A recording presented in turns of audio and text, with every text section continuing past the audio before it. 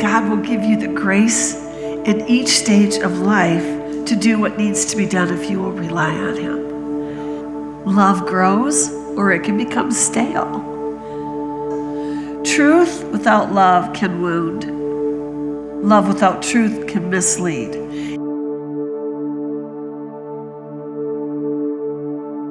I've really enjoyed this series that we're doing. I don't know for how long, but I've really enjoyed listening to Leveling Up because, I look back. Here's the thing, and it sounds so, what's the word, cliche maybe? When you're young and you hear older people say, older, not old, just older people say things like, well, when you get older and you look back on life, but it's really true. When you get older and you start looking back on how fast life has gone, my husband and I were discussing that this week. Like we went for a little stay vacation up in Boyne City area, East Jordan, and we drove around some of the old places. I think I might actually mute my phone. Hold on a minute. There we go. But you go around the old places where you used to live, and so we reminisced, and we were just talking about how fast time has gone and where we're at in life, and all the changes. And it's been a really beautiful journey. Of course, I want it, the car ride to continue for many years, but it just seems like it's gone faster even in the last few years. I think when you're younger and you're looking forward to getting older, time goes slower. When you reach whatever age it is that you're like, okay, now I'm fine, time goes really quick. And so I've enjoyed the series about changing and leveling up in life and becoming more, like Pastor Darren was preaching, more Christ-like, being more thankful. Just thanksgiving for where we live, who we're around, what we have, our families and our friends and our health, our lives. That thanksgiving is powerful. So I'm going to take it in a little different direction, but I like how he's been encouraging us to level up with our relationship with God, to hear the Father's voice, to listen to his heart, to become more and more aware of who he is on the inside of us. And Thanksgiving will do that because everything you have is already within you. And as you release Thanksgiving for it and believe in it, you see it manifested more, right? And it's just that way in life. So whatever you become thankful for, you will find comes to you more and more. It really is all about attitude a lot of times, all about our heart and where we're headed. But I want to talk a little bit about leveling up in relationships and to grow beyond immaturity. And so we're going to take it into a little different relationship with God, relationship with people, with our families, our marriages, our parents, our whatever it is in life that we grow and we level up. So I want to go to, Caden, go to 1 Corinthians 13:11. We'll start with that scripture. And I have some paperwork that Pastor Brittany has passed, or who has it? Oh, Ben has it. Okay. We're going to pass that out to you. I don't know if we should do that right now. Maybe. I don't know where Ben is. So maybe we'll wait for Ben to come in the room. When he walked into the room, no. 1 Corinthians 13:11. Let's read this. It says, when I was a child, I spoke like a child, I thought like a child, and I reasoned like a child. When I became a man, I gave up childish ways. And this scripture's pretty, I would have to say, in your face. It's pretty potent in the sense of you have to put away some things as you grow up. You change.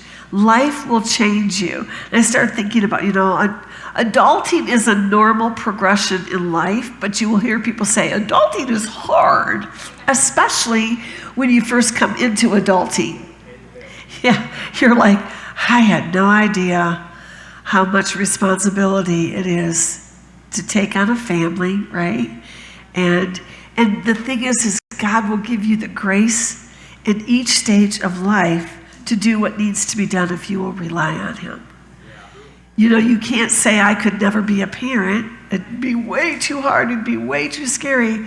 No, you would be amazed the grace God gives you as soon as you become a parent. It just flows. And then you're like, I couldn't do 2 kids. You do 2, you do 2, you do 10. There's grace there for all of it. Because he just is that way. He just gives us the grace as we walk through the journey with him. But you have to face the facts in life that you have to grow up and that your responsibilities will change. So there are times when you're a child, you can speak like a child and you can get away with it. You can understand like a child and you can get away with it. You can think like a child. But when you become a man, you have to put those things away. And more things are required of you. Ben, would you mind just while we're first starting, just pass out the paperwork that I brought today? Just a little bit of, you can call it homework if you want. I don't know. I think it's kind of fun homework, but these are, some of you may have taken the personality test and the love language test. But if you haven't, this is a really good thing for you to do. And it kind of gives you a temperature, if you want to speak of where you're at in life with people. It's like a little bit of a thermometer, and it will help you as you go through the journey, understanding yourself and understanding others. That's okay. Maybe give one a family. Or the ones that need them the most. Who's done the test before? Has anybody been done the test before? Okay, you don't get one. But most people in the room haven't. They ran out of toner back in the back, so we couldn't get any more printed. Or I would have printed more, I'm sorry. She has 15 printed. But when I first took this test many years ago, the personality test, it helped me so much to understand people, to understand myself, and honestly, you guys, it helped me to stop judging as much. Because instead of somebody being different than me and I just thought they were weird, like, oh, that's just not normal. No, there's so many ways of being normal. You're not the only normal one on the planet. I'm not the only normal one on the planet. There's many different personalities, and those personalities are normal. They're normal. And so just because somebody's different doesn't mean that it's wrong or it's, not normal. So these personality and the love languages really helped change me as an adult to level up. I leveled up with relationships once I started. You take the test and you kind of reflect on who you are and the way God wired you to be. And then you start looking at people around you, and you can literally pick out people around you that are different personalities, and you're like, oh, that's why they do that. There was one person I used to judge all the time. I thought they were so flaky. I thought they were so fake. I thought it was just, oh my gosh, my eyes were constantly rolled in the back of my head when I was around them. I'm surprised they saw green. I'm sure they saw white all the time. Because it was like, this person can't be real. They're not real, But once I took this personality test, I realized they were off the charts otter. And being off the charts otter wasn't bad. It was just the way they were wired. And they were consistently off the charts otter and still are to this day. So it helped me to stop looking at them in a judgmental tone. And I leveled up in my relationship even with them. But it helps you when you stop looking at people with judgmental eyes and you start looking at them as the way God created them to be, like, oh, that's why. You know, they're so super organized. And, you know, my daughter Brittany, I will pick on her, Pastor Brittany.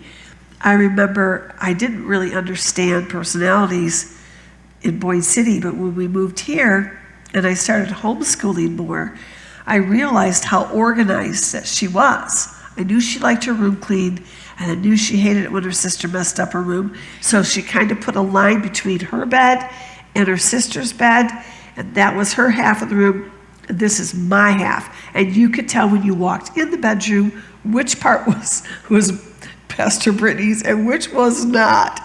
And, you know, back then, even as a child, I mean, it started at 2 with her, 2.5. She did a coloring contest up in Petoskey, and she won for her age group because everything was in the lines, and she did amazing. It was up at an Olsen store or something, and she colored a cow with horns, and I mean, she did an amazing job. They couldn't believe that she did it. I'm like, yeah, that's just the way she colors.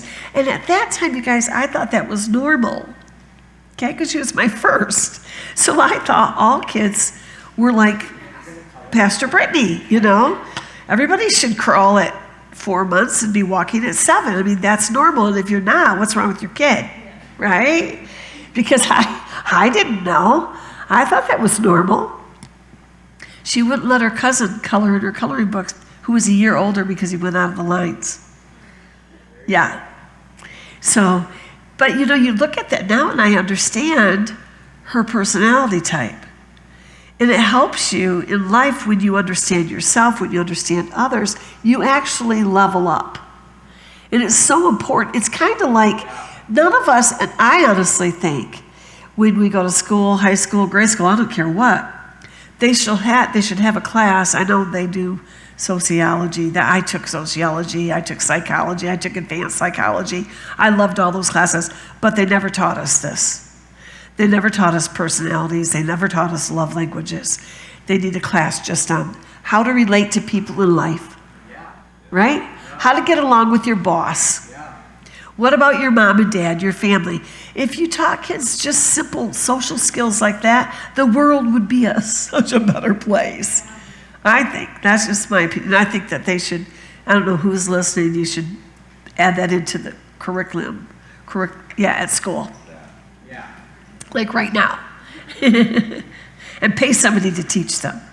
But you know, when you're an adult and you have to face the facts that you have to grow up, your responsibilities change. You go from an infant to a baby, to a toddler, to a child, to a youth, to a teenager, to an adult, and then to a Grammy and a papa later on in life. Mom and dad, you know, parents, grandparents, great-grandparents. And with that comes different roles and different expectations. You know, it's really, really unhealthy for an adult to still be in their parents' basement playing video games and leaving messes and expecting others to take care of them. Super unhealthy. And yet how many, I won't go there. There are many, many, many adults doing that today. They're still in their parents' basement, living off their mom and dad, so to speak. Mom, take care of my pizza box, right? No, that's super unhealthy. Healthy relationships require growth. And sometimes in that growth, we have to outgrow bad habits or old habits. We have to outgrow selfishness. We have to outgrow quick tempers. We have to allow ourselves to change and to grow in life. And a lot of that's requiring, obviously, on the grace of God to help change us. But sometimes it's just the fact that we have to pull up our big girl, big boy pants and say, you know what? It's time that I do this. I'm going to need to change. And guys, some of us in the room, maybe not, have to stop enabling others to not change, right? As you watch your teenagers grow, I know I've had this, I've gone through this, I have 5 adult children now, but I remember when my kids started to get a little bit older, I required a little bit more of them, right? You can't with the infant.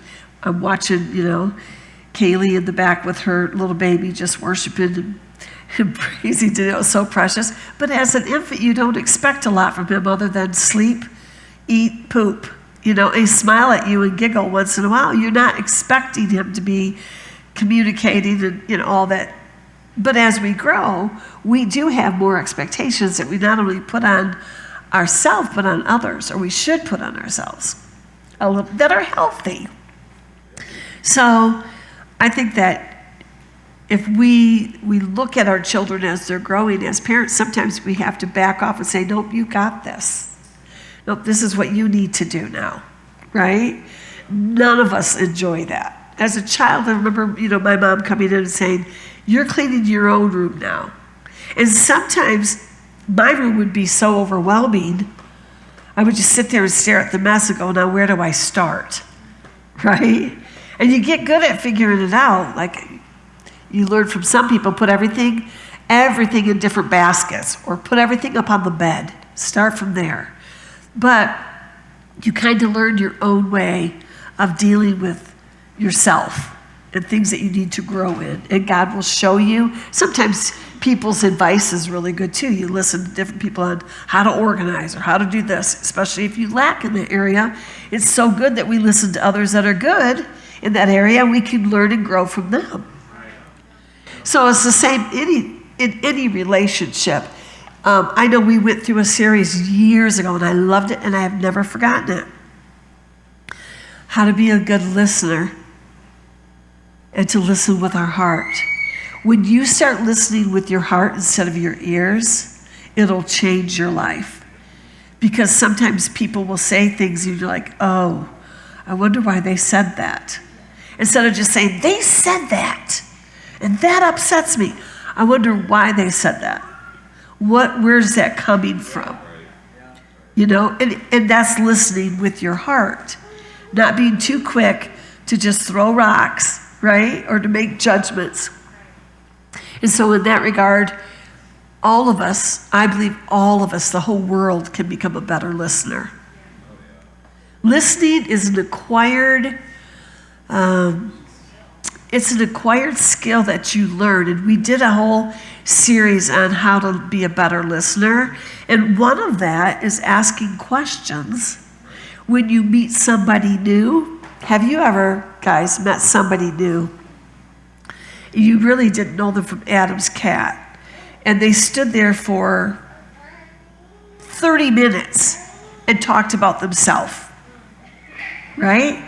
You did not get a word in edgewise when you try to answer a question that they gave you. You're like, well, yeah, I think that. You just sit there and listen, right? Boring, boring, boring, boring. No one likes that, right? You want a conversation to be two-sided. You want someone, if they ask you a question, that they actually give you a moment to answer. And then they listen instead of just, while you're talking, they're thinking of something else they're going to say, and they don't even respond to what you said. Have you ever done that? You've said something to someone, like, it could be something like, my cat's dying right now. And they're like, the weather yesterday was so amazing. You're like, did you just hear what I said? Right? No one likes that. You honestly don't want to chat with people like that because it's all about what they're thinking. So becoming a better listener also requires empathy sometimes and people skills. And we all can level up in that area. When people are around us, to look them in the eye, shake their hand if you need to, if they're, you're meeting them, and then listen. I took my husband yard selling Friday. We went he hasn't gone yard selling in a while. And how much did we talk, honey? A lot. We had so much fun. We went to a neighborhood sale. We met people. We learned about this lady that, does broken glass, stained glass, and where she came from. She had been in the army. I mean, we learned so much, and those were our neighbors. And it was really fun. And we got free stuff. We got beautiful free stuff. In fact, I have free stuff. I have one free thing I'm going to try to give away because I don't need it. I don't know anybody that needs it, but maybe somebody here needs it. I don't know. What is it? It's a beautiful leather couch. Couch? You bought a couch. I didn't buy it. You got it? I got it free. You don't have nowhere to put it, you just got a free couch. I just got a free couch. But you know what? Somebody probably needs it. So the thing is you find things, you're out and about and you become a good listener. People want to talk to you, right? It's called leveling up in life. And when you leave their presence, they're like, that was really nice. I really enjoyed that. You left a little taste of Jesus and a little taste of love, maybe some empathy. I mean, I was talking to one gentleman on Friday. His son passed away at 43, and he was sharing about, they had just had a child. I'm listening to him, and he's telling me all about it, and he's pouring out his heart, and he's telling me how broken and how sad he was, and I'm listening to him going, really, God? Seriously? It was the same story. It was almost the same story as mine. And I got to love on him and just pour into him. You know what he said to me? He goes, please come back anytime. Come and visit us. Who does that at a yard sale? Right? But when you have ears to hear, and God brings you and you have a conversation and you're leveling up with, I love everyone in this room and I could talk to y'all forever, right? But when you go out there where people need to be hugged and touched, we walk by each other so much.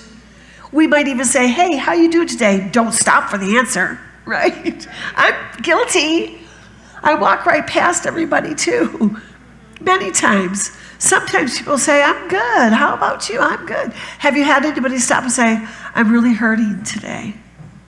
Once in a while, someone will say, I'm really hurting today. You are.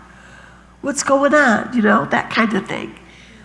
But rarely we don't. We just expect, with Americans, it's like, I'm good. We could be so not good.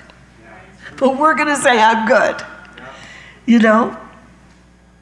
Listening is an acquired skill. So I'm encouraging you guys.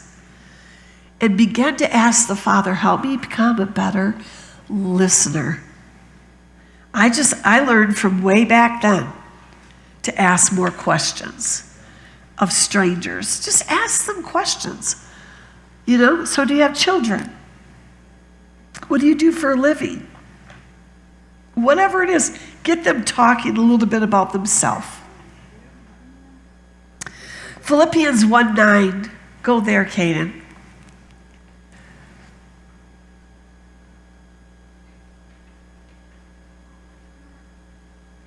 It says, and it is my prayer that your love may abound more and more with knowledge and in all discernment. I like this. I know our love that we have needs to grow. Love grows or it can become stale. But we can cause our love to grow. A lot of that Pastor Darren has touched on with Thanksgiving. Just being thankful even for the little things. I truly believe this myself. And I was watching a movie yesterday. I thought it was so funny.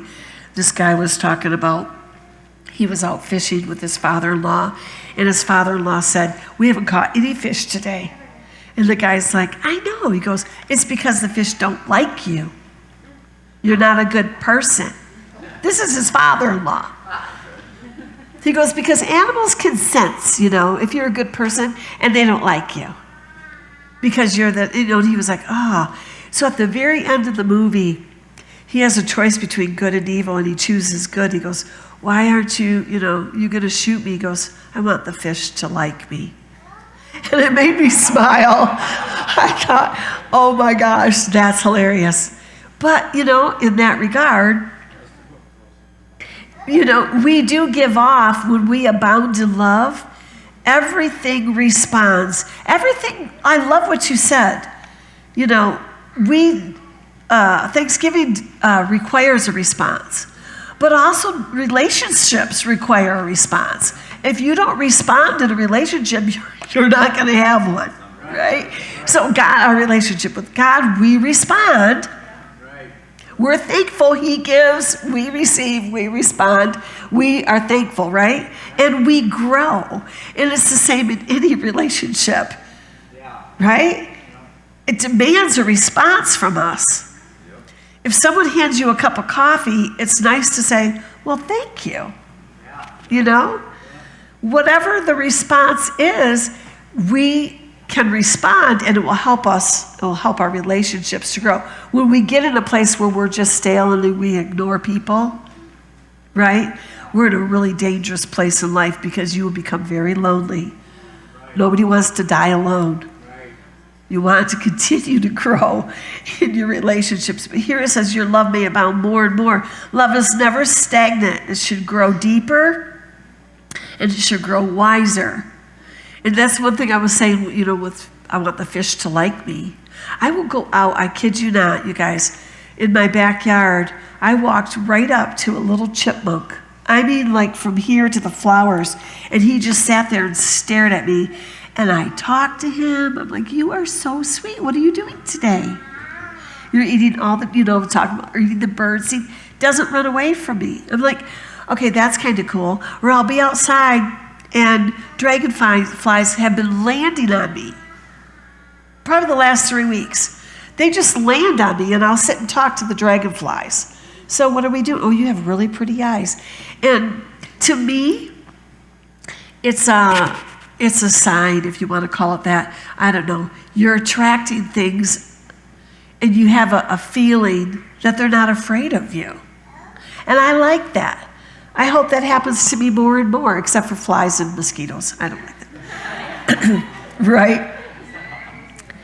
But discernment teaches us how to love and be healthy in our love in a Christ-like way.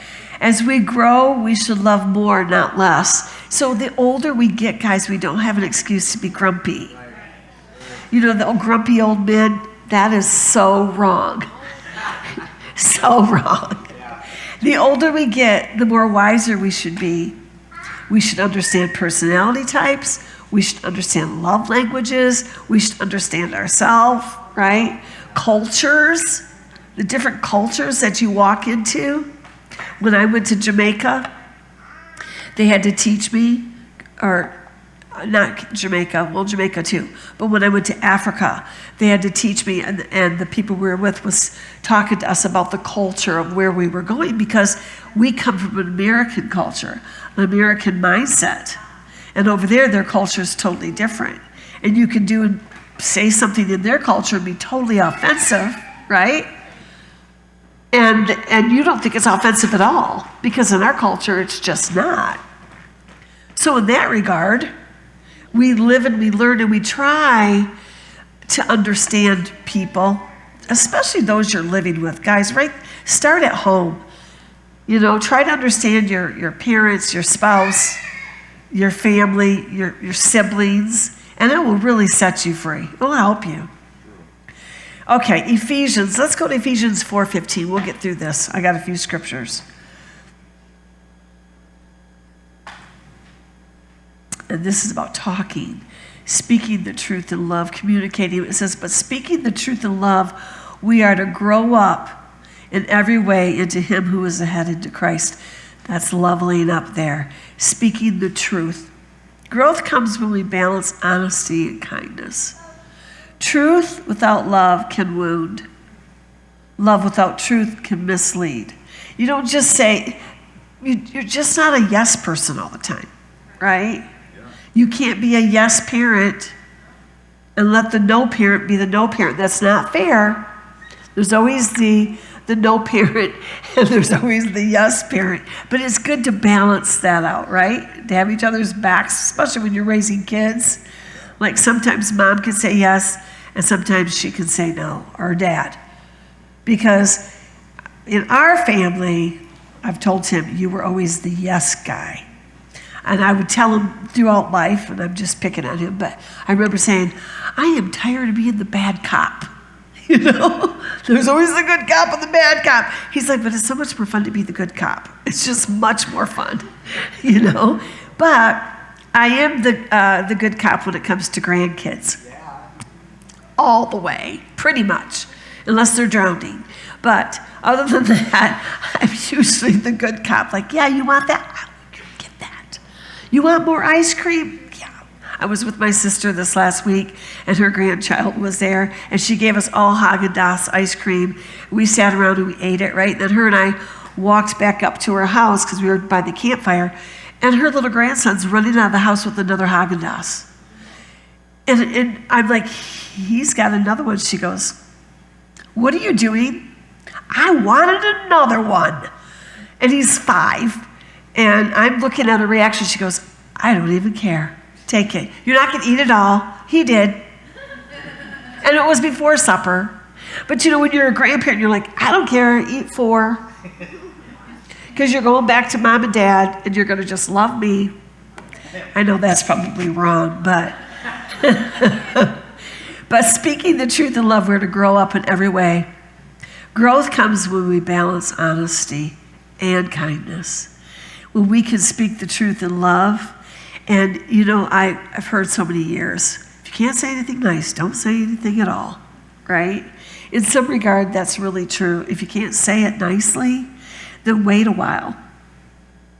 If you can't speak, if you're in a disagreement, stop and wait a while. Get a grip on yourself. Go for a walk. Pray, ask the Father for grace to be able to communicate, and then communicate kindly and wisely, because you will save hours and maybe days of pain for yourself or the person that you're dealing with, or maybe years, because I'm telling you, words are like arrows that go into the belly, and there's sometimes it's really hard to pull those words out. Well, I didn't mean it. Well, you said it. It came from somewhere, right? Yeah.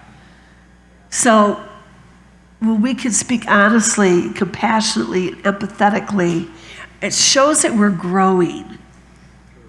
It doesn't mean that we're, you know, a wussy and, you know, we're just like, you need to, you know, buck it up, bucko, and speak the truth. No, you're growing when you can walk in love and kindness and speak gently and soft. A soft answer turns away wrath, right? And so we level up when we clothe ourselves in compassion and humility instead of pride or being irritated. And love is what holds all that together.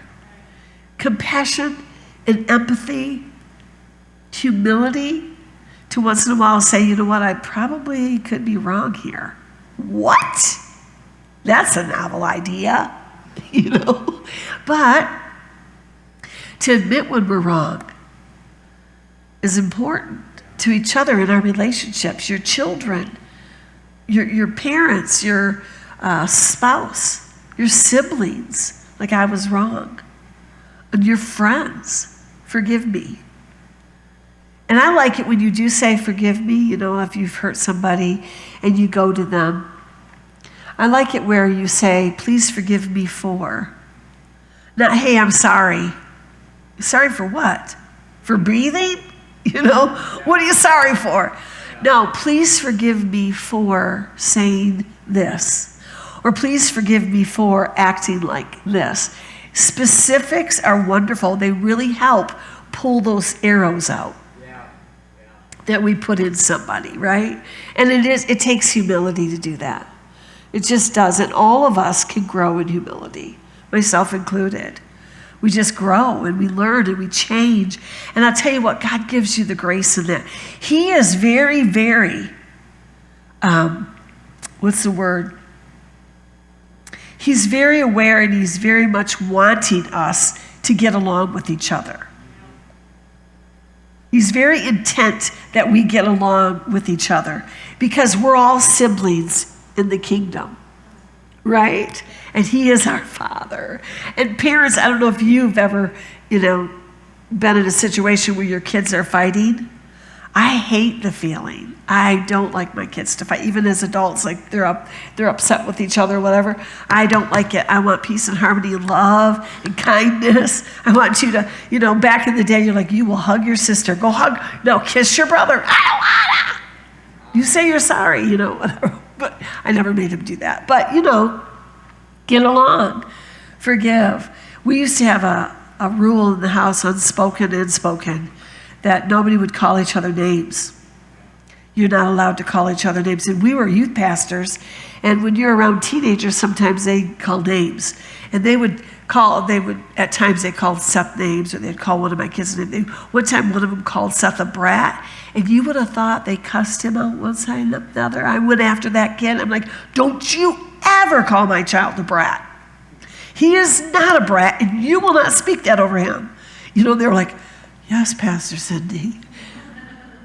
Because words are powerful. And I'm a words person. That's part of my love language. Words of affirmation are really important to me. And so I went after words, right? Maybe some parents, they don't give a rip about that. But I'm a words person, so I like words to be full of grace. You speak words of grace over each other and over yourselves. Okay. Let's do one more. Romans 12:10. We're almost there.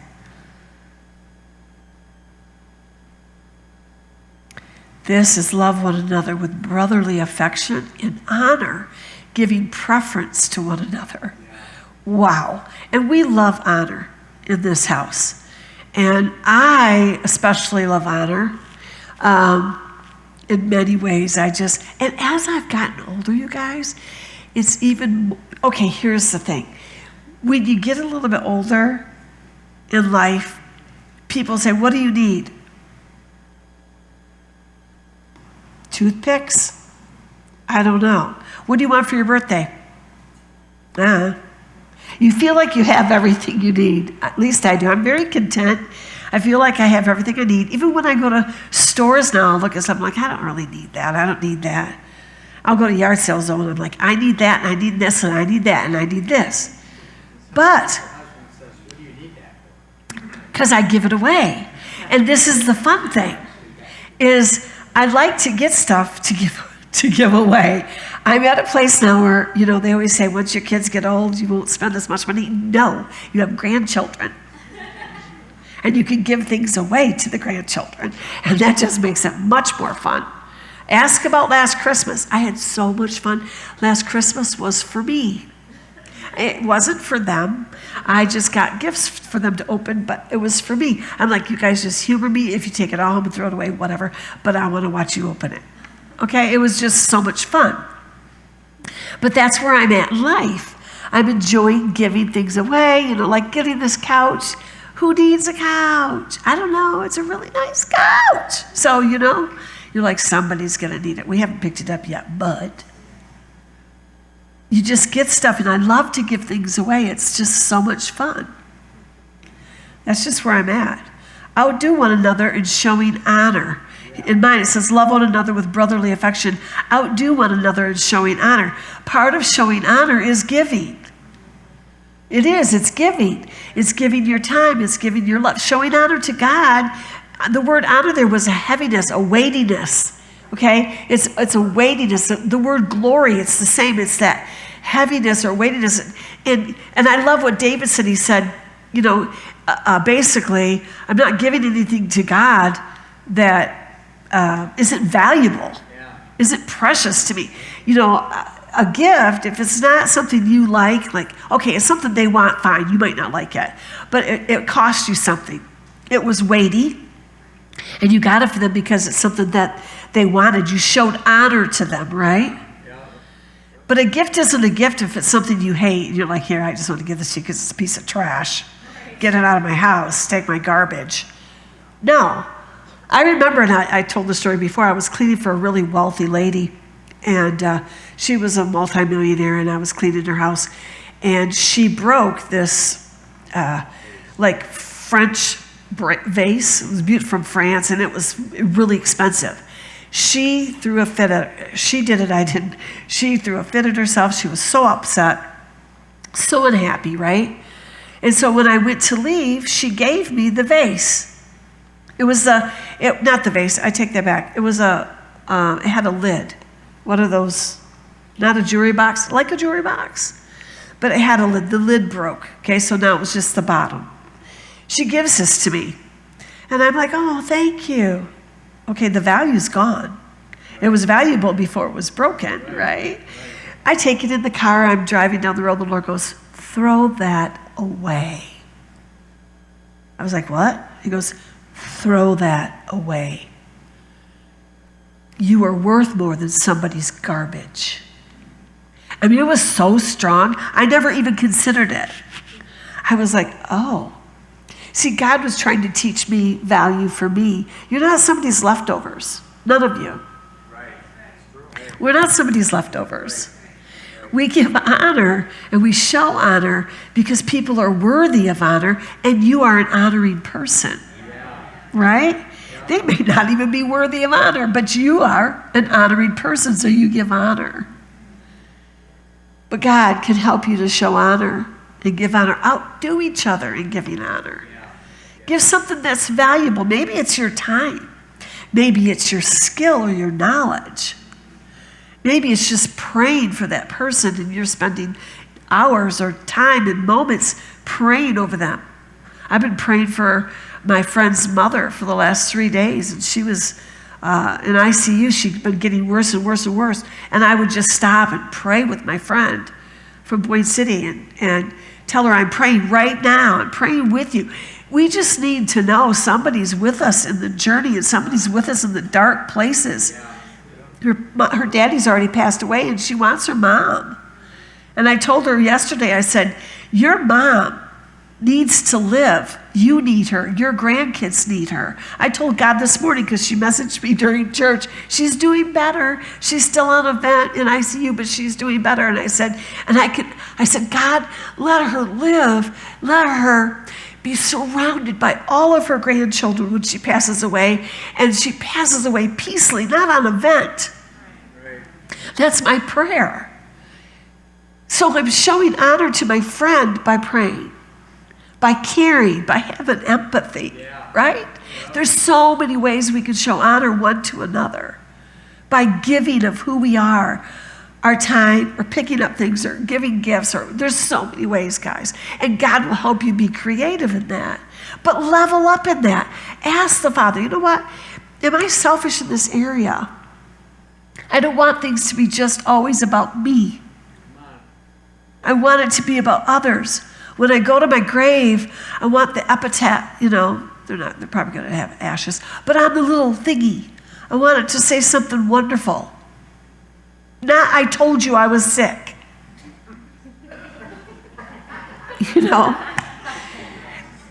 I know that was, anyways, I want it to be something wonderful. We can pray, God, help me honor others above myself and celebrate the good in people. We can always, they said, I don't remember what it was, like 85% of our thinking during the day is negative. That's really bad, you guys. God, I want to think good. I want to celebrate the good in others. I want to see the good in others. And so to start to change the negative, when a negative thought comes, replace it with a positive. If it rains, instead of saying, oh, it's raining again, say, yay, the grass needs rain. I don't have to water the flowers today. My bird baths are getting filled automatically. This is wonderful, right? Actually, I've been really loving the storm that came in yesterday. It was so cool. I loved it. It felt good too. But how can we outdo someone in showing honor this week? Maybe in your own home, honoring each other. Honor your parents. If your kid's in the room, I have one kid in the room. Lincoln, honor your parents. Lincoln, I'm so glad you're here. Oh, Caden's here too.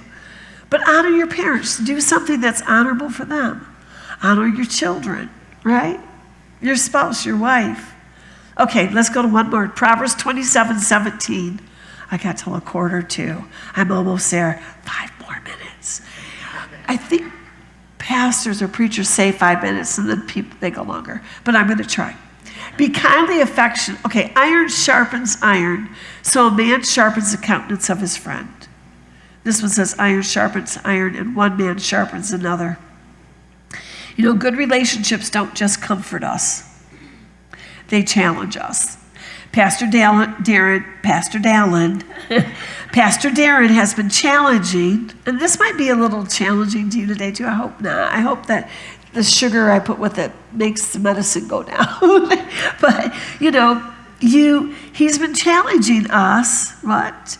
To pursue God, to worship, to be thankful, to, to give of yourself and sacrifice and all of that. Yeah. All of that is good. You don't want people always around you that are, you're fine. Go ahead and be lazy. Go ahead and be a stink, You're just fine. No, you want people that will challenge you. Right. Not all the time, not in a mean way, but challenge you to grow and to learn and to grow in your character and to grow in your faith. Yeah. That's healthy to have people around you that will stimulate you in that way. And then there's times you might get a little testy, like, oh, that stung. But sit back and think about it. Can I change in that area? Can I grow in this area? I can level up here. Yeah. And I think this is going to be a really good, challenging series for all of us because, it's encouraged me just to be more thankful. Because we forget sometimes. God wants to remind us in everything, give thanks. Not for everything, but in everything. Yeah. Give thanks, right? Yeah. And you watch miracles happen when you do that. Okay, the last one.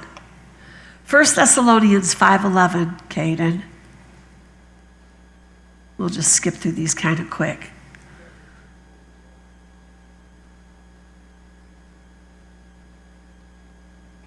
First Thessalonians 5:11. Therefore, encourage one another and build one another up just as you are doing. God's telling us to build up each other, encourage each other. This is in our relationships. Encouragement is a spiritual upgrade button in relationships. It turns ordinary conversations into life-giving ones. When you're I love to be with encouragers. When you're feeling down, my sister-in-law, she is such an encourager, almost over-the-top encourager. She will encourage me. She'll try to encourage me to do things I don't want to do. Like, you should do this. You're so good at it. You would just blah. I'm like, no, I don't want to do it. But you should. You are, and she's so sweet. Like, we'll have a conversation. She'll tell me, like, I Marco Polo her and I'm just going on, blah, blah, blah, blah, blah, and I'm preaching my sermons and I'm talking away, because there's nobody interrupting me, which is wonderful. And I'm just talking away. And then at the end, she's like, I listened to every last word of that, and it was so good. I love it when you send me Marco Polos. They just encourage me. And I'm like, oh, she's such an encourager.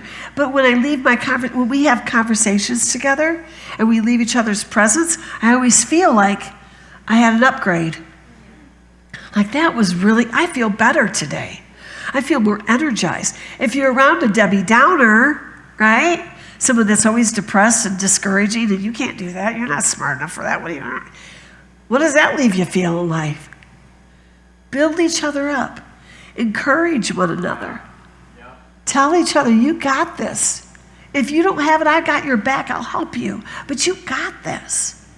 Encouraging one another, literally, guys, just gives your relationship such an upgrade. Especially in marriages, in friendships. Encouraging your kids that they can do anything. You could be the president if you want to. I don't know if I want you to, though, but you can. Because presidents get picked on pretty bad. But I tell my grandsons all the time how smart they are, and they are. They're brilliant. I'm always telling Lincoln's been with me a little bit more. I'm like, Lincoln, you're so smart. You're a genius, right? Yes, you are. I love it. I love it's just a little story now on this, but there was a baby, one of the ministers I used to watch years ago, their grandson was in the hospital, and he was born premature, and he was in ICU, and they had put all these scriptures, they wrote out all these scriptures and put them on his little, incubator, all the way around, all these healing scriptures. And this nurse comes in, and they're sitting there, and the healing scriptures, and they're like, why do you have all these scriptures on this incubator? And she was kind of disgusted with it. The baby can't read. And the response from the grandparent was, well, maybe your babies can't read, but my baby, they certainly can read. I just love that. I never forgot about it. It's like, maybe your baby is not as smart as my baby. My baby can read these scriptures. But nevertheless, encourage each other. Build each other up, guys. You'll level up in your relationships. Yeah. You'll level up with each other here in the church. I mean, I'm telling you what, I love it when we have meals. I love to hear thanks. That was a really good meal. I like that as a mom when I make a really good meal and I just spent 2 hours in the kitchen. That when people are eating, and you can watch they're enjoying it. They're not coming up for air. But I want them to come up for air enough to say, man, this was really good. This was so good. Or I want your recipe. Now, none of my family wants my recipe, but other people might. Except for my kids might want it later. But you know what I'm saying? That Thanksgiving will make you want to cook. Especially when nobody tells you that in adulting, you're going to have to keep people alive for the rest of your life.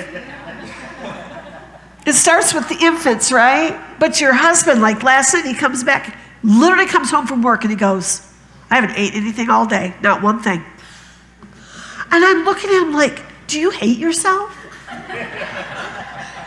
Why don't you just open your mouth and put something in it? Go to the store, I don't know. You put a little Snickers bar that big in it. Okay. But he will say that to me, and I'm like, what? Do I have to spoon feed you at work? What is going on? You don't realize, though, when you get married, that you will be responsible to cook every single day and think of something new for the rest of your life. And you're thankful.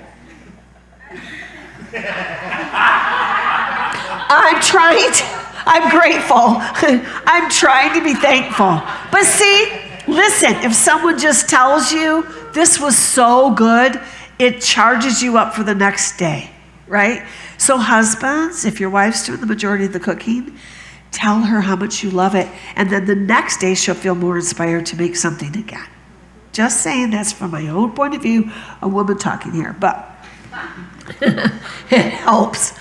It does help. I'm just saying we're going to level up in life. We're going to be better listeners. We're going to communicate. We're going to ask questions. We're going to listen to the answer. We're going to understand with our heart, and we're going to hear with our heart. We're going to spend time because it's never a waste. Time spent with your children is never a waste. I don't care how old they are. Well, I didn't have time with them when they were young. That's okay. Are they alive? Are they on the planet? Then call them, text them. Tell them you're thinking. You know what? As a parent, if you just call your child, if they're an adult, and once in a while just say, thinking of you today. I really miss you. I love you. I really loved this memory we had together. Do you remember when we went fishing, blah, blah, blah, blah? I'm telling you what, you will melt their hearts. It doesn't take a lot. It can just be from the heart. Something that's said from a parent to a child from the heart, some kids will never, ever, ever forget. They'll take it with them. I tell my husband, I remember when my father walked through a Christmas line of all things and looked me in the face and said, I'm really proud of you. That was the last time he ever told me he was really proud of me. Until the day he died, and I got a little note on paper that I just found that said he was proud of me. I never, ever forgot that moment, and God gave me that moment. Our words matter. It can be just a moment, but it's never a waste of time. Give voice to be heard. You know, when you were little and your parents said, don't sass, don't talk back. Don't you sass me, don't you talk back. You're like, but. Do you know what that creates? Silent adults. Don't do that. Allow your children to have a voice. Allow them to, with respect, talk to you. Allow them to share their feelings if they're hurt or they're angry. Allow them to be heard, right? They're not sassing if they have an opinion, if it's not yours. They're just sharing who they are, maybe. As long as they can do that respectfully, let them. Don't create silent adults. Choose carefully your friends, guys, because they help shape you. We teach each other how to be human.